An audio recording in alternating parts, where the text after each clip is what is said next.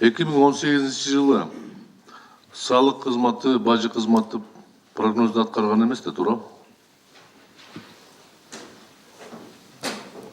Толук биз бекиткен божомолду өкмөт иштеп чыккан прогнозду аткарган эмес, туура?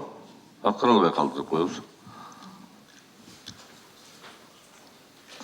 Исхак Абсаматович, 2017 жылга салыштырмалуу албетте Жок. Мага тенденция роста туурасында айтпагыла, мага так жооп бергиле. Биз 2018 жылга бекиткен, бюджетке коюлган, аталган цифрлар аткарылдыбы же аткарылган жокпу? ооба, аткарылган жок.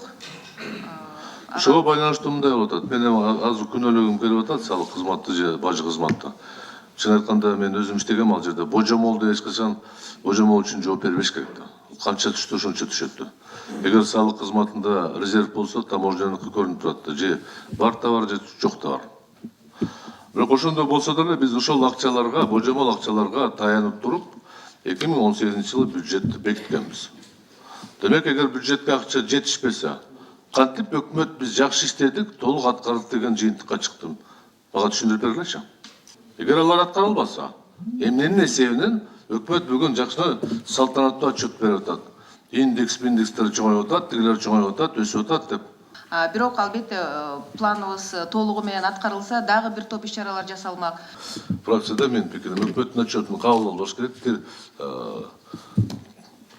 канаттатылган деп баа бербеш керек.